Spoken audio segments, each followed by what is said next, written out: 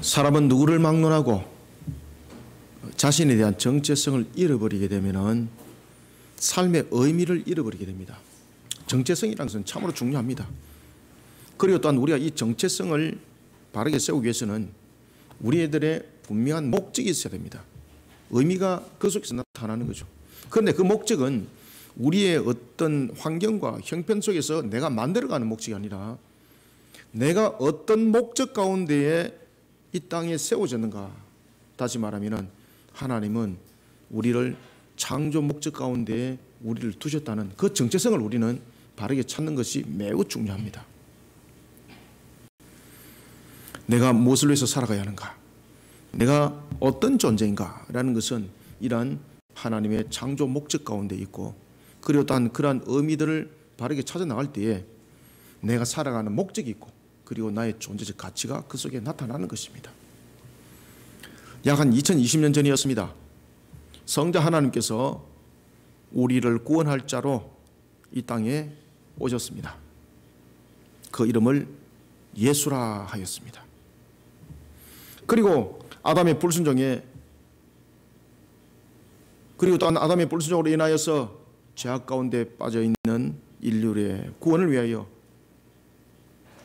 우리를 구원하실 자이신 예수님께서 그리스도의 직분으로 아담의 불순종에 대한 그 값을 감당을 합니다. 여러분들이 잘 아시는 것처럼 아담은 인류의 첫 번째 사람이었습니다. 동시에 인류의 머리로서의 대표성을 가지고 있었습니다. 그 속에 아담이 세 가지 직분이 주어지게 되는데 바로 왕이었고 선지자였고 제사장의 직분이었습니다. 그런데 이 부분들에 대한 직분들은 하나의 권세적인 측면에서 자신의 모습을 나타내는 가치적인 모습의 그 직분이 아니라 청지기로서의 그 자신의 세워진 정체성을 바르게 하는 그런 직분이었습니다. 따라서 왕에 대한 직분과 선지자에 대한 직분과 제사장에 대한 직분은 자신의 정체성을 바르게 세우는 직분이었습니다. 그러나 아담은 자신의 정체성을 잃어버리게 되는 거죠. 그로 인하여서 일어났던 불순종, 바로 세 직분이 하나님을 향하여 불순종에 이르게 됩니다. 그리스도는 이와 같이 아담의 불순종에 대한 값으로 동일한 직분으로 대속을 하기 위해 오신 직분인 것입니다. 그래서 예수는 그리스도인 겁니다. 예수님은 자신의 이런 정체성을 잃어버리지 않습니다. 한순간도 잃어버리지 않습니다. 누가복음 2장 49절에 나타나는 예수님의 12살 때의 사건은 이것을 잘 증거하고 있습니다. 예수님은 자라면서 자신의 정체성에 대해 더욱 뚜렷해집니다. 그리고 30이 되어 대속을 이루는 사역을 펼쳐나갑니다.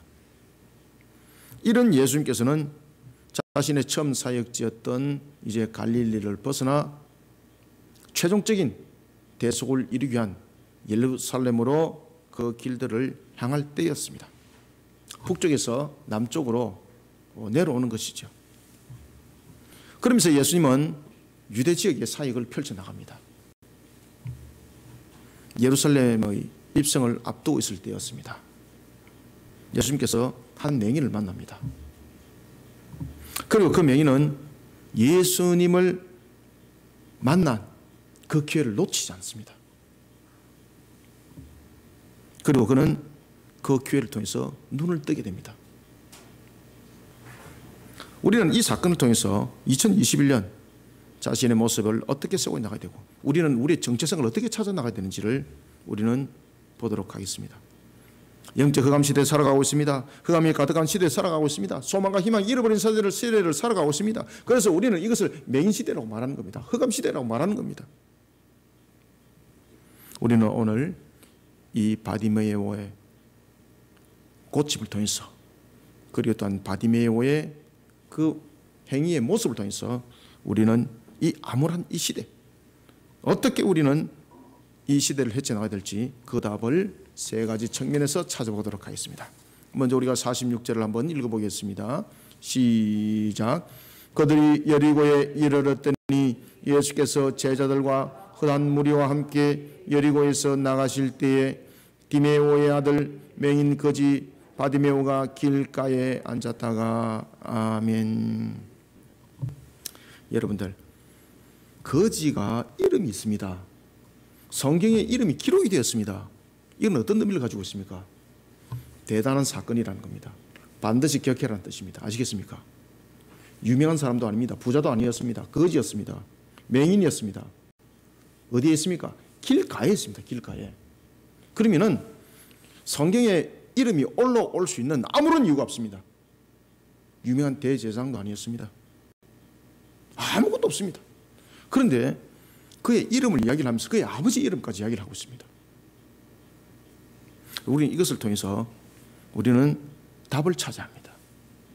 그는 왜 이렇게 그의 이름이 올라갔을까라는 것입니다.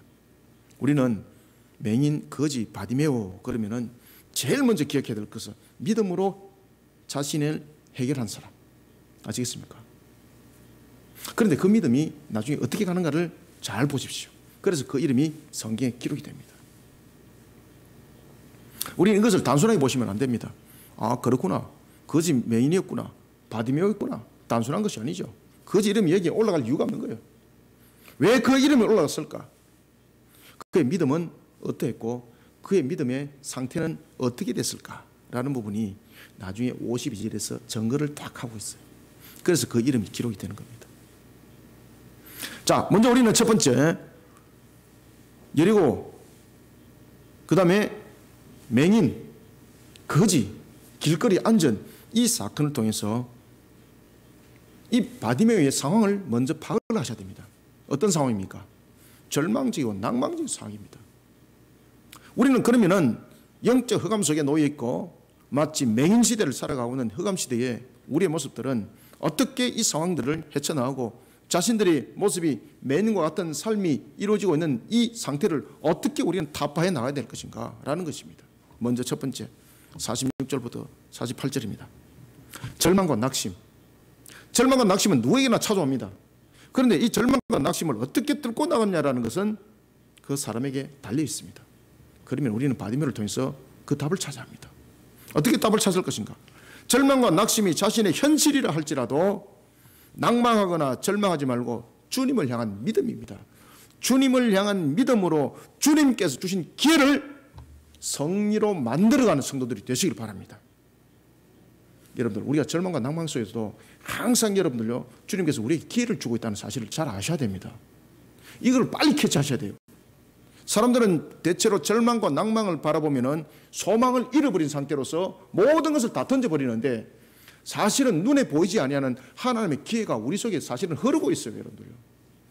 오늘 바디메오를 통해서 그것을 직시하셔야 돼요. 예수님께서 예루살렘을 향해 나아갑니다. 베레아 지방에서 예루살렘으로 올라가는 첫 번째 관문이 여리고였습니다. 여러분, 여리고를 한번 기억을 해보십시오. 여리고는 축복의 지역일까요? 아니면 저주의 지역일까요? 여리고 그러면은 우리가 제일 먼저 머릿속에 떠오르는 것, 가나안 정복 전쟁, 그죠? 가나안 정복 전쟁 당시에 제일 먼저 무너뜨려졌던 지역, 그리고 그곳에 제일 먼저 저주가 선포됩니다. 가나안 정복을 통해서 제일 먼저 저주가 선포됩니다. 이곳에 기둥을 세우고 문을 닫는 자들은 그 집안에 저주를 받을 것이다. 그죠? 저주가 선포됩니다. 여호수아서 6장 26절, 멸망과 저주의 도시로 선포되었습니다. 그리고 이곳에 바디메오라는 한 사람이 살고 있었습니다. 그런데 그가 유명한 자가 아니었습니다. 그가 강건한 사람이 아니었습니다. 맹인이었습니다. 부자가 아니었습니다. 거지였습니다. 그는 거지가 아니었습니다. 길거리에 앉아서 구걸하는 거지였습니다. 참 비참하죠. 이 맹인에게, 이 바디메오에게 무슨 소망이 있습니까? 여리고 살고 있습니다. 영적으로 소망 없죠. 저주의 땅에. 여러분, 예레미야서 21장 18절에 따르면 레위인 가운데서도 맹인은요, 제사장의 직분을 감당하지 못합니다. 안 줍니다. 그리고 심지어 레위기 22장 22절에 보면은 짐승조차도 눈먼 짐승은 하나님의 제물로 못 드려집니다. 흠이 있다는 거죠. 그래서 유대인들은 맹인을 하나님으로부터 저주받은 자로 여기고 있습니다. 그러니까 맹인이 되면은 사람들로부터도 천대를 받고 사람들로부터도 손가락질 받는 그런 인생을 살아가는 거.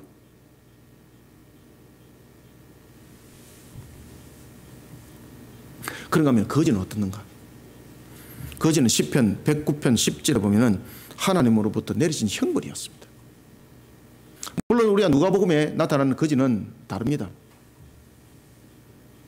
일반적으로 유대인들은 거지 그러면은 하나님의 축복으로부터 멀어진 자. 그죠? 얼마나 사람들로부터 천대받겠습니까? 지금 바디메오는 모든 조건을 다 가지고 있습니다. 여리고성에 같이 사는 사람들 가운데서도 그는 그 사람들로부터 저주받을 모든 조건을 다 가지고 있습니다. 맹인이었습니다. 거지였습니다. 못 살아가지고 길바닥에서 앉아서 구걸해야 됩니다.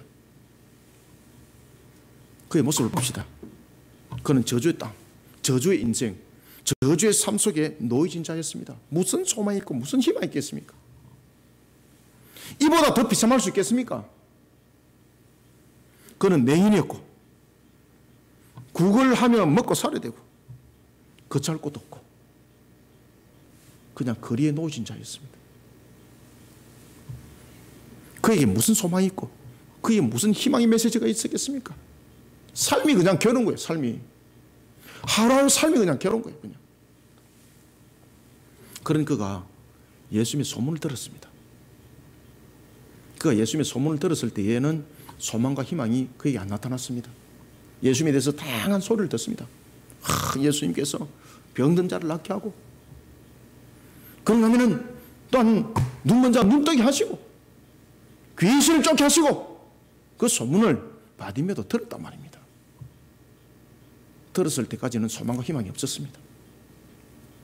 아, 그렇구나. 그런데 그런 예수님이 자기 옆을 지나간다는 소리를 들은 거예요. 여러분들 아시겠습니까? 그때에 자기 옆을 지나간다는 소리를 들었을 때 바디메오 반응이 어땠을까요? 절규를 하는 겁니다. 절규를. 그때 그는 절규를 하면서 다윗의 자손 예수여 나를 불쌍히 여기소서. 그는 사람들이 저지하는 것에도 불구하고 예수를 부르짖습니다. 환경에 분명히 걸림돌이 있습니다. 그는 맹인이었습니다. 거지였습니다. 사람들로부터 분명히 천대받았습니다. 그런 걸림돌. 그런데 그런 속에 자신의 앞으로 예수가 지나간다는 소리를 들었습니다. 들었던 것이 자신의 안에서 살아서 움직이는 겁니다. 그래, 나는 저 지나가는 저분 놓치면 내 인생 끝이야. 그러니 절규를 하는 거예요. 우리가 여러분들 절망과 낭망의 순간도 보면은 하나님께서 우리 앞을 사실은 기회를 주면서 스쳐 지나가고 있어요. 여러분들 아시겠습니까? 이걸 빨리 캐치하셔야 돼요. 바디메오는 분명히 눈이 멀었습니다. 그런데 들은 사실이 있습니다. 그 속에 예수님이 지나간다는 소리를 들었습니다. 이 속에 믿음이 살아 움직이는 거예요. 믿음이 살아 움직이는 것으로만 끝나는 것이 아니라 내가 이 기회를 놓치면 끝장난다라는 결사적인 자세가 그 속에 나타났던 겁니다. 그러니까 그가 예수를 부르짖은 것은 단순하게 부르짖은 것이 아니에요. 녹화하는 수준이 아니에요. 이 기회를 놓치면 나는 끝장난다. 그냥 생명을 걸고 그냥 부르짖는 거예요. 그는 자신에게 찾아온 평생의 처음이자 마지막이 될지도 모르는 이 기회를 놓치지 않기 위해서 간절하게 그는 몸부림을 칩니다. 필사적으로 예수님을 부릅니다. 예수님께 자비를 호소를 합니다. 46절부터 48절을 우리 한번 읽읍시다. 시작. 그들이 여리고에 이르렀더니 예수께서 제자들과 흩어진 무리와 함께 여리고에서 나가실 때에 디메오의 아들 맹인 거지 바디메오가 길가에 앉았다가 나사렛 예수시란 말을 듣고 소리질러 이르되 다윗의 자손 예수여 나를 불쌍히 여기소서 하거늘 많은 사람이 꾸짖어 잠잠하라 하되 그가 더 크게 소리질러 이르되 다윗의 자손이여 나를 불쌍히 여기소서 하는지라. 아멘. 보세요. 얼마나 필사적이에요. 이게 놓치면 끝난다는 거죠. 자신은 소망과 희망을 잃어버린 저주 상태에 놓여져 있습니다. 그렇지만 자신 앞으로 예수님이 지나간다는 소리를 들었습니다. 이분이 나를 치료할 수 있다는 것을 그는 믿었던 거죠. 이 기회 놓치면 끝이다. 그때 그는 어땠습니까? 믿음으로 간절히 부르는 거예요. 믿음으로. 아시겠습니까? 그냥 부르는 것이 아니라 믿음으로 간절히 부르는 거예요. 여러분, 우리가 살아오면서 자신의 모습이 마치 바디메오처럼 절망과 소망이 사라져 버렸을지라도 낙망하지 마시길 바랍니다. 하나님은 살아계십니다. 천지 만물을 창조하신 그분, 그때나 지금이나 동일하게 역사하고 계십니다. 그분이 우리 앞을 지나가면서 기회를 주고 있습니다. 이것을 믿음이 없으니까 바라보지 못하는 거예요. 그저 낭만만 하고 앉아가 있는 거예요. 낭만만 하고 앉아 있는 거예요. 바디메오도 들었던 것이 믿음으로 성화됐을 때에 그는 이것을 놓치면 난 죽는다라는 그런 결단 속에, 간절함 속에 그런 예수님을 부르짖었던 겁니다. 우리에게 그런 간절한 믿음이 있어야 합니다. 절망 속에, 낭망 속에 소망이 사라져버리고 희망이 사라져버린 그런 시대를 살아가고 있고 그런 삶을 살아갈지라도 믿음 속에 주님을 간절히 찾으시기 바랍니다. 전능하신 하나님, 천지 만물을 창조하신 그분이 지금도 동일하게 역사하고 계십니다. 우리에게는 주어진 시간이 있습니다. 시간은 분명히 흐르고 있습니다. 그런데 이 시간을 크로노스로 만들어버리면 안 되는 거예요, 여러분들요. 시간을 카이로스로 만들어야 되는 거예요. 이 시간을 카이로스라는 특정 시점의 사건으로 만들기 위해서는 나의 믿음 속에 붙들고 주님을 붙드는 간절함이 있어야 되는 거예요, 여러분들. 아시겠습니까? 그때 카이로스가 터지는 거예요. 아니면 시간은 그저 물 흐르듯이 크로노스가 계속 되는 거거든요. 그리했습니다. 옛날에 호랑이가 담배 피우던 시절이 있었습니다. 이런 이야기는 하고 앉아가 있는 거예요. 아무것도 하지 않은 그 시간은 그냥 흘러갈 크로노스가 될 뿐입니다. 시간을 카이로스로 만들어야 됩니다. 자신에게 주어진 시간, 바디메오처럼 주님을 향한 간절한 믿음으로 나가야 됩니다. 그럴 때에 크로노스가 카이로스로 바뀌는 거예요, 여러분들. 특정 시간으로 바뀌는 거예요. 회복의 사건을 일으켰던 사건의 시간으로 바뀌는 거예요, 여러분들. 시간은 주님께서 우리에게 허락하신 것입니다. 반면에 시간은 만들어가는 겁니다. 간절한 믿음으로 나가면은 주님께서 주시는 분명히 열매가 있습니다. 그래서 그것이 크로노스인 겁니다.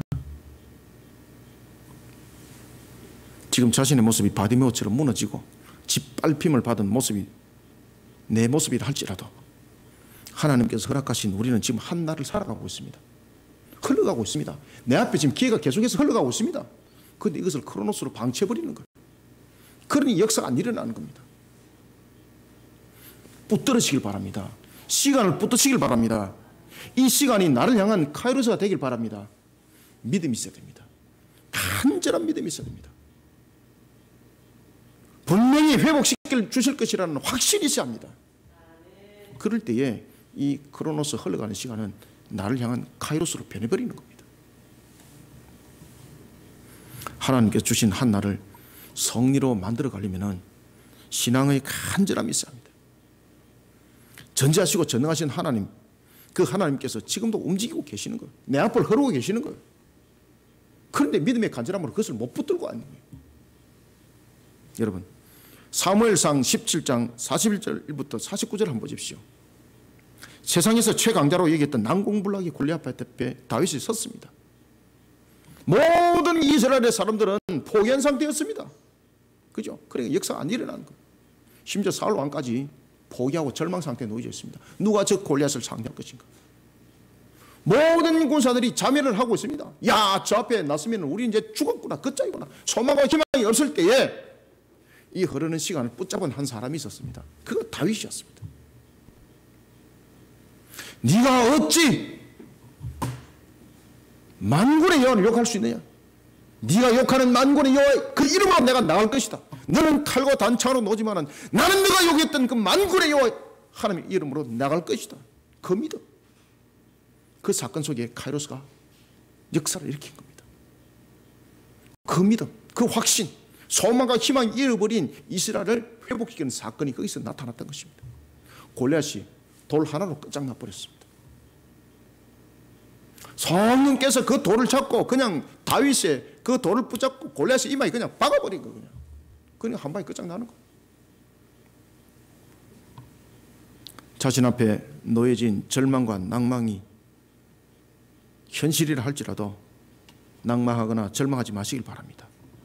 바디메오처럼 주님을 향한 간절한 믿음으로 자신에게 주어진 기회를 만들어 가시길 바랍니다. 붙잡아야 합니다. 바디메오처럼 붙잡아야 합니다. 간절히 붙잡아야 합니다. 믿음으로 붙잡아야 합니다. 그러면 그 크로노스가 여러분들에게 카이로스라는 열매로 그 시간의 결론이 하나님께서 맺어준 축복으로 나타난다라는 사실을, 이 사실을 믿으시고 자신에게 주어진 기회를 승리로 믿음으로 만들어가는 우리 모든 성도들이 되시기를 소원합니다. 그 다음에는 두 번째는 우리가 어떻게 이 암울한 시대를 해결해 나가야 될 것인가. 49절 한번 읽어봅시다. 시작. 예수께서 머물러 서서 그를 부르라 하시니 그들이 그 맹인을 부르며 이르되 안심하고 일어나라 그가 너를 부르신다 하매 아멘. 자, 이제 49절부터 여러분 50절 보십시오. 분명히 46절부터 48절은 많은 사람들이 지금 바디메오를 예수님께 가지 못하도록 저지를 하고 있습니다. 왜 그럴까요? 네가 어찌 우리와 같으냐 이 말입니다. 저주받은 자가 나와 함께 그룹을 이루게 되면 내가 그 저주에 때를 묻잖아요. 그래서 오지 못하게 막 강력하게 맞는 거예요. 바디메오 그런 사람이었습니다. 주변의 환경이 그랬습니다. 그런데 자신을 강력하게 막고 자신을 저지했던 사람들이 이제는 길이 되어줍니다. 아시겠습니까? 방향이 지금 바뀌고 있습니다. 강력하게 자신을 저지했던 조건과 도구가 나중에 자신을 오히려 축복의 동산으로 이끌어가는 길이 되고 도구가 되어버리는 거예요. 만들어가면 됩니다. 그래서 내 속에 무너지는 환경이 오히려 내 속에 하나님으로 인하여서 이끌어 하나님께로 인도하는 길이 되고 그것이 축복의 길로 변한다는 사실을 여러분 기억하시길 바랍니다. 바디메오 사건이 그렇지 않습니까? 사람들이 오히려 바디메오를 주님께로 이제 데려갑니다. 길을 열어줍니다. 우리는 두 번째로 49절부터 50절 통해서 주님을 직시하지 못하는 옛사람의 환경, 주님을 직시하지 못하도록 만드는 우리의 때 묻은 옛사람의 환경, 그 허물을 우리는 미련 없이 벗어버리고 주님께서 나를 새롭게 만들어 갈 것을 확신하는 믿음의 신앙으로 성리의 문을 여시길 바랍니다. 믿음으로 예수님을 찾는 바디메오의 간절함, 그 간절함이 예수님의 마음을 움직입니다. 그런데 문제는 예수님의 마음을 움직여도 사람들이 계속 막으면 예수님께로 못 나가요. 맞죠? 그런데 사람들이 길을 열어줘요. 자신을 막았던 사람들이 길을 열어줘요. 그때 그가 길을 열었습니다. 길을 열었는데도 불구하고 자신이 주님 앞에 나갈 때 어떻게 합니까? 옷을 던져버려요. 왜 그랬을까요? 걸림돌이 되니까. 사람들이 길을 열어줬습니다. 그 다음에 사람들이 인도했습니다. 그런데 주님께 빨리 가야 되는데 이 옷이 그냥 단순한 옷이 아니죠. 왜냐하면 거러지로서 밖에서 먹고 자고 해야 되니까 이것이 몸을 얼마나 휘장했겠습니까? 움직이는 것이 힘이 되는 거죠. 그런데 주님께 나가려고 그러니까 이것이 걸림돌이 되는 거예요. 사실은 이 겉옷은 자신을 생명을 보호하는 이불이에요. 그런데 이것을 다 던져버려요. 바디메오가 자신들과 같은 라인에 서는 것을 매우 못마땅하게 여겼던 사람들이 그에게 길이 되어주고 길을 열어줍니다. 심지어 그를 아주 무시하고 배제시켜버렸던 그들이 오히려 바디메오로 하여금 주께로 나갈 수 있는 인도함의 그 동력을 이루게 됩니다. 여러분, 바디메오의 믿음은 세상의 벽을 뛰어넘습니다. 주님을 향한 문을 열게 합니다. 그때 주님께서 그를 부르라라고 말씀하셨습니다.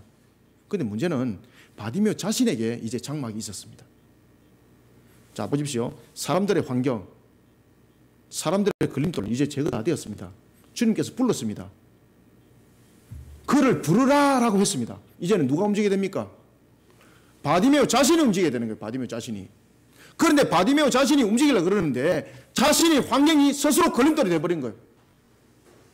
못 나가는 거 이게 못 나가는 거 이게. 바디메오를 저지했던 자들 오히려 바디메오를 주님께로 인도하는 길이 됩니다. 믿음의 신앙이 승리의 문을 여는 순간입니다. 그런데 문제는 뭔가 하면 승리의 문을 여는 것으로 끝나는 것이 아니라 문을 열고 들어가야 되는 거예요. 들어가야 되는데 자신의 그것이 들어가지 못하는 이제 걸림돌이 되어버린 거예요. 분명히 사람들은 이렇게 말합니다. 이제 안심하고 그에게 가라 그럽니다. 왜? 우리가 너를 저지하지 않겠다는 거죠. 길을 열어준 거죠. 승리의 문이 열린 거죠. 그런데 그 승리의 문을 열고 들어가야 되는데 문제는 뭔가 하면은 일어나고 안심하고 걸어가려고 그러는데 일어날 수도 조차도 없는 거예요. 밖에 살다 보니까 얼마나 그 몸에 온갖 것 다 둘렀겠습니까? 분명히 소망과 희망은 눈에 보이는데 못 일어나는 거예요. 자신의 환경 때문에. 이제는 다른 환경이 아니에요. 자신 때문에 못 일어나는 거예요. 자신 때문에. 분명히 열매를 맺어야 되는데 주님께서 말씀하셨습니다. 사람들도 말하고 있습니다. 주님께서 불렀습니다. 사람들도 말하고 있습니다. 그가 너를 지금 부르신다. 그런데 바디메오가 못 일어나는 거예요. 못 가는 거예요. 그때 바디메오가 미련 없이 자신의 겉옷 다 붙었습니다. 다 붙습니다. 여러분, 이 겉옷은 마치 이불과 같습니다. 열왕기상 1장 1절에도 보면 이불은 매우 중요한 기능을 하고 있습니다. 다윗의 체온을 유지하는 역할을 하고 있는 거죠. 우리가 체온이 떨어지면 죽는 거예요. 요즘에 우리가 최강력 그냥 한파 20년 30년 만에 40년 만에 온 강력 한파라 그러잖아요. 부산에서 여러분 영하 그한 20도 가까이 떨어지는 날이 있습니까? 없죠. 근데 한날이 여러분 영하 그한 새벽 기도를 내려오는데 그날이 제가 내려오는데 영하 18도 체감온도 영하 20도더라고요. 또 우리 동네는 또 산이잖아요. 못 사는 사람들이 산에 살면 제일 서글플 때가 언젠가 하면은 겨울에 바람 불 때입니다. 참 그 바람이 마음 깊숙이까지 상처를 줍니다. 그때 여러분들 내가 겉옷을 안 입고 있고 내가 그냥 벌거벗은 몸으로 내려오면은 어떻게 되겠습니까? 내려오다가 동사됩니다. 내려오다가. 그죠? 그러니 거지가 밖에서 살기 위해서는 자기 체온을 유지를 시켜야 되잖아요. 결국은 우리가 얼어 죽는 것은 몸의 체온이 떨어지기 때문에 죽는 거지 않습니까? 자신의 겉옷은 바로 그런 역할을 하고 있었습니다. 벗을 수가 없는 환경이에요. 노숙하는 거지로서 옷은 자신의 생명을 보존하는 이불과 같았습니다. 먹고 마시는 것과 함께 최고로 중요한 도구였습니다. 이것을 던져버리는 거예요. 왜? 주님께로 나가는데 걸림돌이 되기 때문에. 그것을 믿음으로 던져버려요. 내가 이것을 벗으면 주님께로 나갈 수 있다는 그 믿음으로 던져버려요. 49절부터 50절 다시 한번 읽읍시다. 시작. 예수께서 머물러 서서 그를 부르라 하시니 그들이 그 맹인을 부르며 이르되 안심하고 일어나라 그가 너를 부르신다 하며 맹인이 겉옷을 내버리고 뛰어 일어나 예수께 나오거늘. 아멘. 겉옷을 던져버리니까 뛰어갈 수 있더라는 겁니다. 뛰어갈 수 있더라. 아시겠습니까? 겉옷을 둘러 맸을 때는 일어설 수조차도 없어요.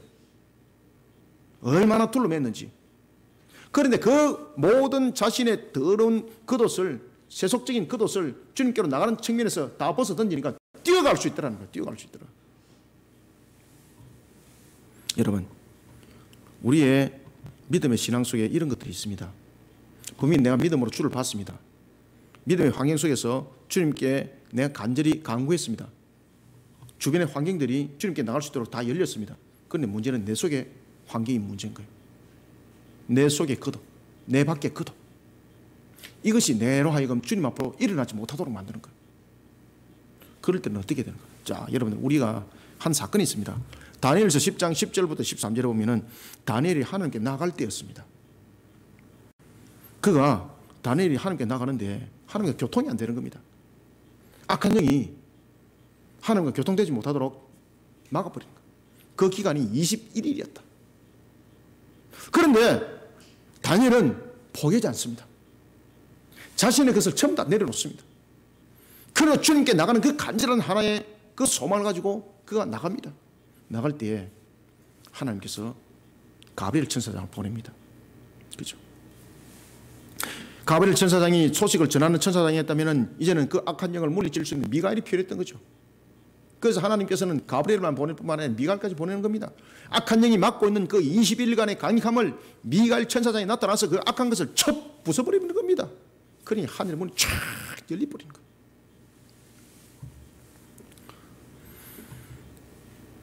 하나님께 나가는 다니엘의 신앙은 멈추지 않았습니다. 그 속에 자신의 하나님께로 나가지 못하는 겉옷을 다 벗어버리기 시작했습니다. 여러분, 자신의 환경을 핑계 삼으면 안 됩니다. 내 모습을 핑계 삼으면 바로 그것이 나로 하여금 주님께로 나가지 못하는 겉옷이 되게 만드는 겁니다. 분명히 믿음의 간절함은 있습니다. 주님을 늘 간절하게 부릅니다.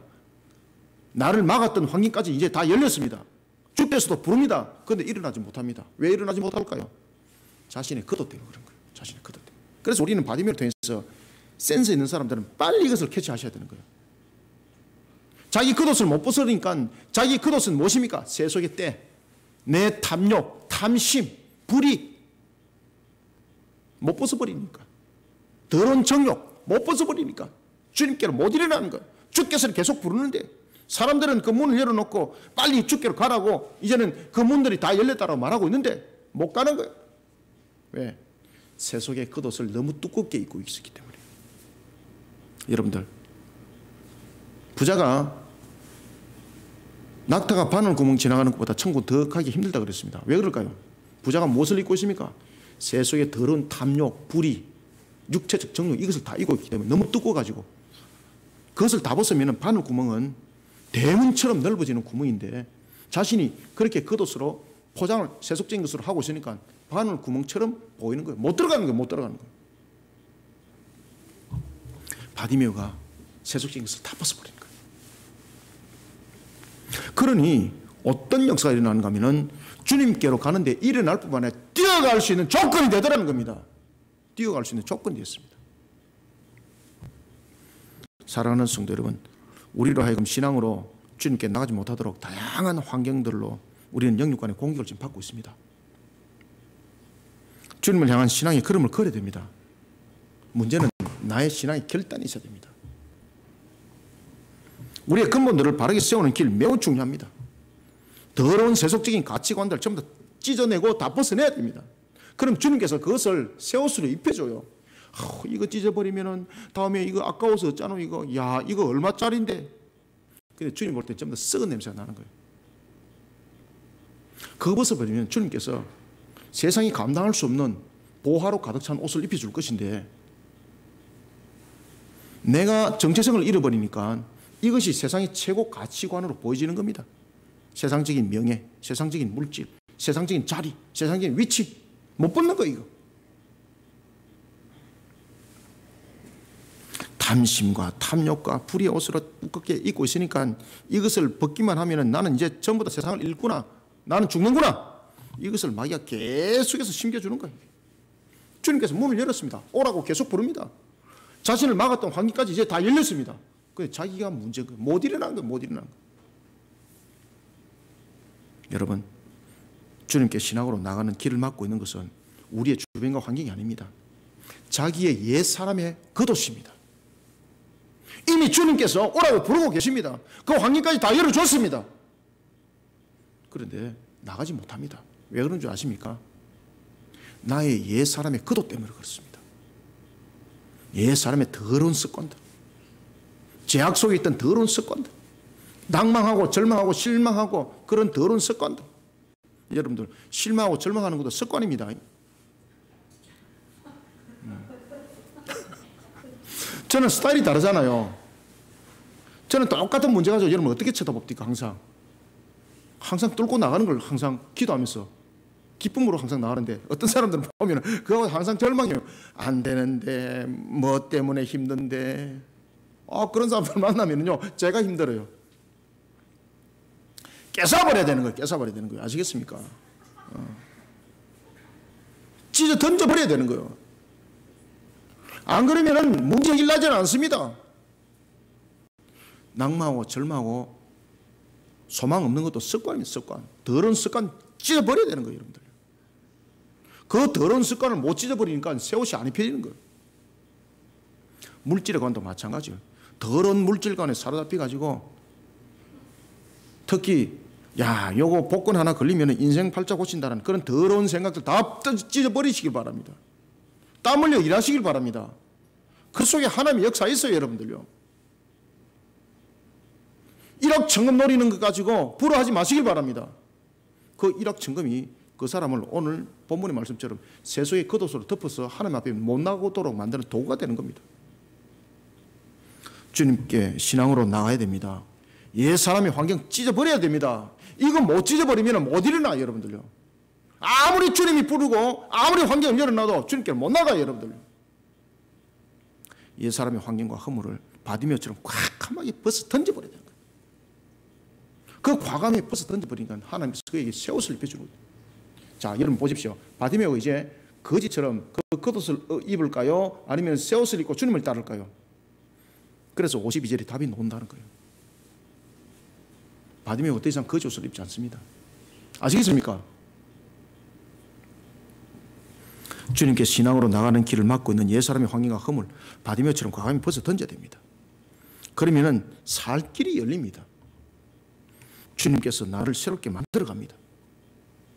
그 확신의 믿음으로 나가는 믿음의 성리의 문을 열고 들어가는 우리 성도들이 되시기를 소망합니다.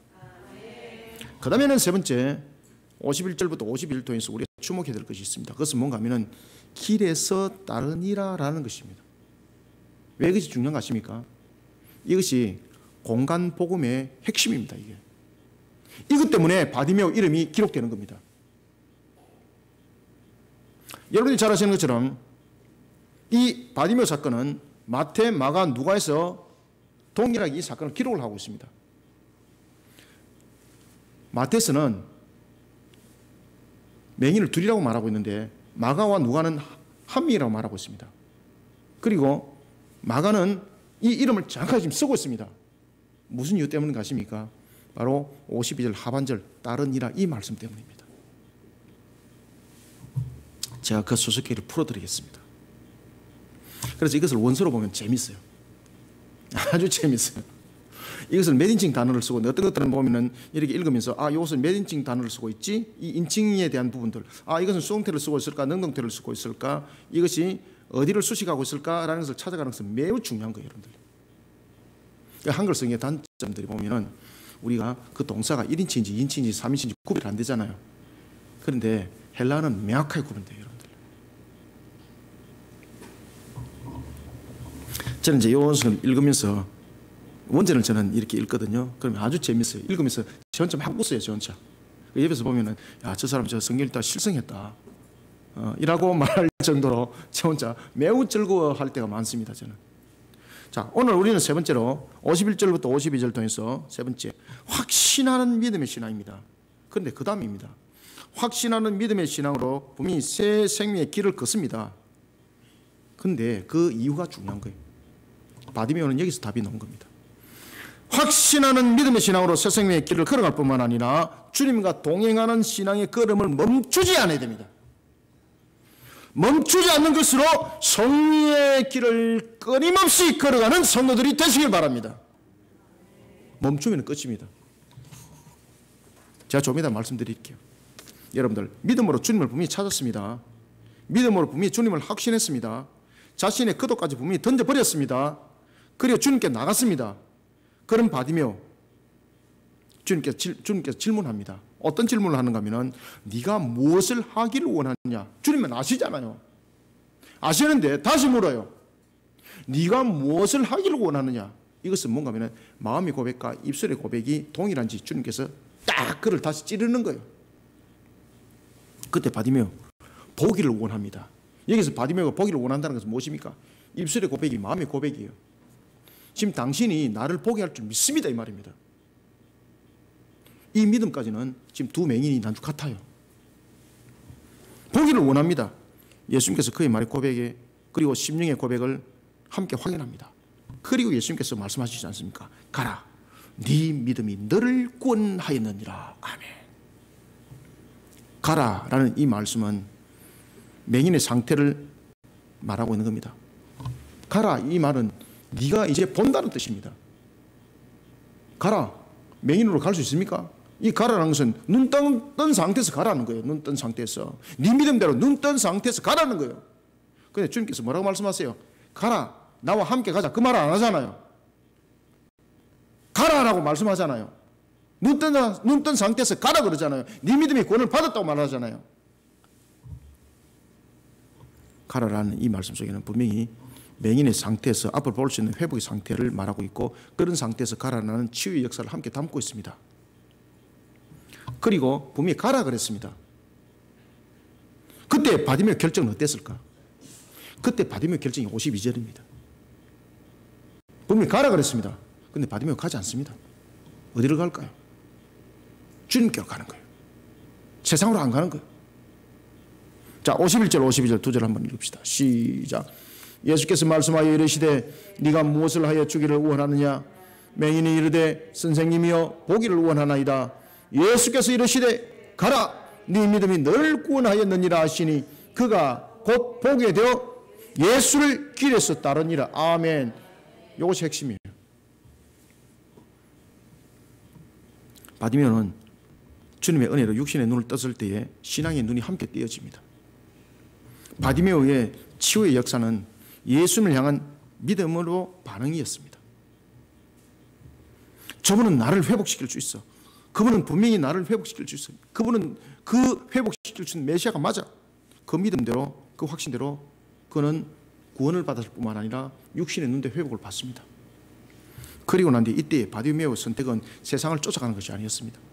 야, 지금까지 내가 세상의 저주 가운데 살아왔고 사람들의 그 입에 저주 가운데 놓이는 이 삶들을 마치 복수하듯이 말이지 살아보고 싶었습니다. 그런데 그가 그런 세상을 살지 않습니다. 여러분, 맹인과 관계된 것, 방금 제가 서두에도 말씀드렸는데 마태와 마가, 누가가 동일하게 이 내용을 기록을 하고 있습니다. 마태복음 20장 29절부터 34절에 보면 당시에 맹인은 한 사람이 아니라 두 사람이었습니다. 분명히 두 사람이었습니다. 그러나 마가복음과 누가복음은 이것을 한 사람으로 표현하고 있습니다. 누가는 어떤 사람입니까? 사실을 증거하는 사람. 마가는 어떤 사람이었습니까? 사복음서 가운데서 제일 먼저 복음을 기록했던 사람. 그죠? 마가복음 10장 46절부터 52절, 그리고 누가복음 18장 35절부터 45절에 보면 분명히 한 사람으로 표현하고 있습니다. 무슨 이유 때문일까요? 그 해답은 다른 일하에 있습니다. 두 사람이 모두 회복을 받았습니다. 즉시 두 사람 다 예수를 따랐습니다. 그런데 그 따름의 지속성을 가진 것은 바디메오 한 사람뿐이었습니다. 분명히 두 사람이 회복됐는데 두 사람이 같이 예수님을 따르다가 한 사람은 갑니다. 세상으로. 바디메오만 끝까지 갑니다. 바디메오는 주님의 은혜에 감사하는 것이 한순간으로만 끝나는 것이 아니었습니다. 주님을 끝까지 따랐습니다. 그는 육신의 눈을 뜨면서 영의 눈이 함께 띄어집니다. 그리고 그는 믿음의 길을 주님과 동행합니다. 사도들과 함께 또 하나의 제자가 되어서 길을 떠납니다. 이때에 마가가 이 인칭에 대해서 중요한 내용을 기록하고 있습니다. 어떻게 기록하고 있는가 하면 이 인칭에 대해서 주님을 따르던 것을 미완료형을 쓰고 있습니다. 이 미완료형을 썼다는 것은 뭔가 하면요, 한 단회적인 측면에서 끝나는 것이 아니라 주님을 끝까지 따랐던 자였습니다 라는 것입니다. 그래서 바디메오 이름이 기록이 되는 겁니다. 아시겠습니까? 어디까지 갔었더라? 주님의 십자가까지 함께 가는 거예요. 바디메오가 12사도와 또 다른 제자가 되었어. 그래서 미완료형을 쓰고 있는 거예요. 그래서 그 이름 바디메오를 딱 기록을 하는 거예요. 마가가. 여러분들, 마가가 성경을 기록할 때는 예수님께서 십자가에서 돌아가시고 난 이후입니다. 돌아가시고 난 이후에 미완료형을 썼다는 것은 지속성이 지금도 있다라는 것을 설명하고 있는 거예요. 그가 미완료형을 쓰고 있습니다. 그 다음에 수동태를 안 쓰고 능동태를 쓰고 있습니다. 의도적인 거죠. 그가 따른 것이 수동적인 것이 아니라 능동적이었다는 거죠. 한 사람은 처음에는 마지못해 가다가 나중에 눈치살 살피다가 쎄버렸다는 거죠. 그래서 바디메오에게 능동태를 딱 쓰고 있어요. 헬라어로. 그런데 이 능동태를 어떻게 쓰고 있는가 하면 3인칭 단수를 쓰고 있어요. 여러분들 아시겠습니까? 다른 것은 하나가 아니라 둘이 아니라 하나 바디메오였더라는 것입니다. 그래서 3인칭 단수를 딱 쓰고 있는 거예요. 수동에 이끌린 그림이 아니었고 그는 능동의 걸음이었습니다. 2명이 회복받았는데 그만 혼자 갔습니다. 그래서 삼식 단수를 딱 쓰고 있는 거예요. 문법적인 측면에서. 사랑하는 성도 여러분, 확신하는 믿음의 신앙으로 새 생명의 길을 걸어갈 뿐만 아니라 주님과 동행하는 신앙의 걸음을 멈추지 않는 것으로 바디메오처럼 성리의 길을 끊임없이 걸어가는 성도들이 되시기를 소원합니다. 말씀을 맺겠습니다. 자신에게 주어진 모든 현실의 환경, 믿음의 신앙으로 정면 돌파하시길 바랍니다. 매우 중요합니다. 이것은 진영의 논리가 아닙니다. 이것은 종교의 심취에서 일어나는 행위를 말하는 것이 아닙니다. 하나님은 살아계십니다. 이 믿음 없이 오늘을 살아간다는 자 대단합니다. 진짜로. 하나님은 살아계십니다. 우리의 죄를 대속하셨던 예수님의 십자가는 우리를 불심판으로부터 건지셨습니다. 그러나 우리의 믿음의 신앙이 여기서 그치면 안 됩니다. 그러니 만날 예수 믿는 자로서 그 값을, 그 맛을, 그 빛을 바라지 못하고 맛을 나타내지 못하는 겁니다. 자신 앞에 놓여 있는 절망과 낙심의 현실을 믿음의 신앙으로 뚫고 나가시길 바랍니다. 주님을 향한 믿음으로 주님께서 허락하신 세상을 성리로 만들어가는 성도들이 되시길 바랍니다. 바디메오처럼 말입니다. 이런 우리의 신앙의 모습, 바디메오처럼 우리가 어떻게 일어나야 될 것인가? 옛 사람의 환경과 허물을 마지막으로 찢어버리지 않으면 안 됩니다. 이것은 다른 사람이 해주는 것이 아닙니다. 내가 해야 되는 것입니다. 주님께서는 그것을 찢을 수 있는 우리의 의적 결단과 능력을 함께 줬습니다. 그래서 바디메오 보고 나오라는 겁니다. 바디메오 보고 나오라 그럴 때 네가 알아서 해결해서 나와, 이게 아니에요. 이미 주님께서 그 능력을 줬어요. 필요한 것은 우리의 결단이에요. 옛 사람의 환경과 허물 미련 없이 벗어 던져야 됩니다. 야, 이거 벗어버리면 나는 죽는데. 바디메오가 그랬잖아요. 거지가 이거 벗어버리면 이제는 죽는 거잖아요. 눈 뜨면 뭐합니까? 눈 떠도 얼어 죽는데. 잊고 있어야지 끝까지. 그런데 이 세속적인 것을 찢어버리고 던져버릴 때 주님께서 새 옷을 입히죠. 옛 사람의 환경과 허물을 미련 없이 벗어 던져버리고 주님께서 나를 새롭게 만들어가는 새 옷을 입으시길 바랍니다. 확신하는 믿음이 있어야 됩니다. 확신하는 믿음의 신앙으로 성리의 문을 열고 들어가시길 바랍니다. 실컷 문은 다 열어놓고 들어가지 못해가지고 또 한탄하는 거예요. 야, 내가 옛날에 다 해봤다. 야, 안 되더라. 안 되기는 들어가지도 안 하고. 바디메오처럼 옷을 찢고 일어나서 뛰어가지 못하고 자신의 옷을 찢지 못하는 이런 부분들은 말하지 아니하고 내 다 해봤는데 안 되더라. 그러면서 다른 사람 믿음의 사기나 팍팍 꺾어버리고 마귀가 하는 짓 그대로 하고 앉아가 있고. 바디메오처럼 오늘 이 역사를 보시길 바랍니다. 성리의 문을 열고 들어가는 성도들이 되시길 바랍니다. 바디메오처럼 주님과 동행하는 걸음을 끝까지 걸어가시길 바랍니다. 문을 들어가는 것만이 중요한 것이 아니라 오늘 바디메오처럼 분명히 능동태를 쓰고 있고 삼식 단수를 쓰고 있고 미완료형을 쓰고 있는 것은 무엇을 말하고 있습니까? 끝까지 가야 된다는 거예요. 끝까지 가야 된다는 거예요. 믿어 의심치 아니하고 오늘도 바디메오의 그 걸음처럼 신앙의 걸음을 멈추지 않는 것으로 성리의 길을 끊임없이 걸어가는 우리 모든 성도들이 되기를 주님의 이름으로 축원합니다. 살아계신 아버지 하나님, 주께서 오늘도 우리에게 하늘의 문을 열어주시고 은혜의 담비에 꼴의 양식을 부어주시니 감사합니다. 거지였습니다. 맹인이었습니다. 길거리에서 그저 구걸하면서 살아가는, 그렇지만 그는 그 이름이 바디메오였습니다. 성경은 그 이름을 기록하였던 것처럼 우리의 모습과 우리의 형편과 우리의 환경들, 참으로 절망이고 낭망이고 무너짐이 그 어떤 것들로도 보상받을 수 없을 정도로 처참함에 이르러 우리는 살아가고 있습니다. 그렇지만 그러한 순간에도 소망의 시간은 우리에게 크로노스로 흘러가는 것이 아니었습니다.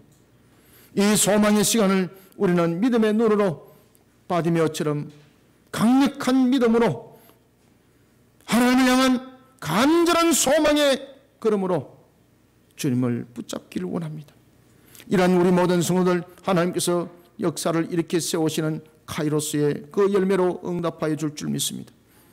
그런가 하면 또한 이런 속에 결단력을 가지고 성령의 문만 바라보는 자가 아니라 바디메오처럼 세속의 더러운 겉옷을 찢어버리고 일어나 힘있게 주께로 달려가고, 그리고 그 문 안에 들어간 단회적인 것으로 끝나는 것이 아니라 끝까지 주님을 따르는 지속성으로 우리의 모습들을 이루어가기를 소망합니다. 하나님, 오늘 우리 모든 성도들이 바디메오를 통하여 주신 믿음의 결단과 그리고 신앙의 모습들을 함께 조명하며 이 시대를 이겨나가게 도와주시옵고, 우리의 믿음의 결단이 이와 같이 주를 향하여 끊임없이 우리가 흘러가는 자들이 되기를 소망합니다. 따라서 부족한 종이 정한 말씀이 옛날에선 금의 말씀이 되게 하여 주시고, 혼과 육과 골수를 찔러 쪼개는 말씀이 되게 하여 이 말씀을 깨닫게 하여 우리 성도들이 오늘도 일어난 바디메오가 되게 하여 주옵소서. 이 시대가 얼마나 암울합니까? 이 시대가 얼마나 무너짐이 있습니까? 그럼에도 불구하고 이 시대를 바르게 일깨우는 것은 주를 향한 신앙, 주를 향한 끊임없이 함께 동행하는 걸음이라는 것을 알고 이 시대 앞에 소망의 메시지를 오늘 주신 말씀을 통해 전가하는 빛과 소금이 또한 우리의 사역이 되기를 원합니다.